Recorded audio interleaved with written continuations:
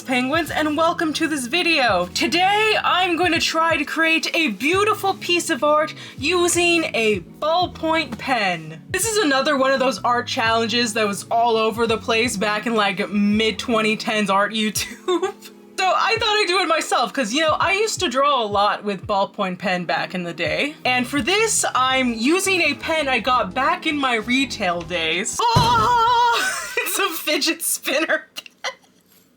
I love it though. I love this thing so much. I remember we got this box of these fidget spinner pens. We put them out, we sold it out in a single day. One of the cool things about ballpoint pen is that when you do it, you can actually lift the pressure and you can do like lighter strokes with it because it has such inconsistent ink flow. So you can get all kinds of cool shades and things. And then of course you can do the classic pen shading things like cross hatching and all that. So let's create something beautiful, hopefully, if I don't screw it up. And I'm just gonna use a sheet of cardstock paper for this. It begins. Today I am drawing my character known for granting robots with sentience, the Angel of Machines. She's become a tradition to draw this time of year. If she doesn't align with my Inktober theme, I just do a separate illustration, like this.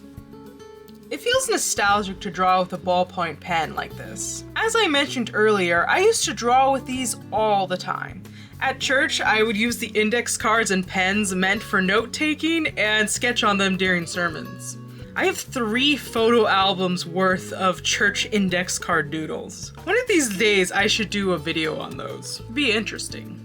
Moving back to the subject at hand, I found this process to be way more tedious than expected. It's because this pen is much finer than what I'm used to, and I like doing nice chunky line art. So I was having to make line art of my line art and color that in to get the thick lines I adore so much.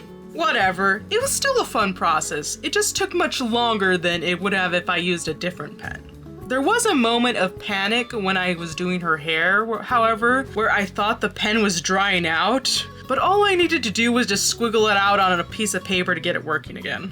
I feel the need to point out several of my mistakes.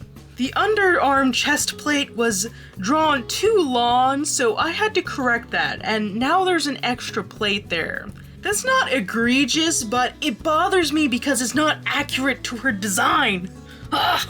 Speaking of things I drew too long, her forearm. Well, not actually her forearm, it's the plates. I drew them extending over the elbow, which gives the illusion that the forearm's longer than it should be.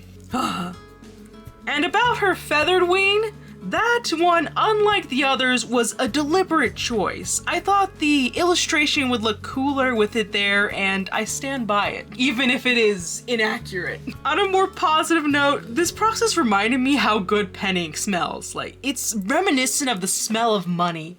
Very, very pleasant.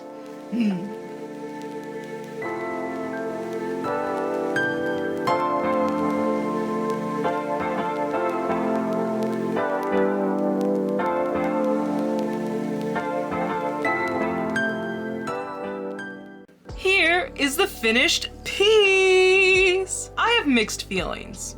On one hand, I love all the textures and I enjoyed the drawing process immensely. The piece overall looks cool, but I hate how her face turned out. It brings the whole piece down in my opinion. But hey, maybe I've just been looking at this too long. You guys might love it. Anywho, I recommend all of you try creating your own illustrations in ballpoint pen. If you enjoyed the video, give it a like. If you have thoughts or suggestions for future videos, leave them in the comment section down below. And if you'd like to see more from me and join the colony of penguins, subscribe. Thank you so much for watching, and goodbye.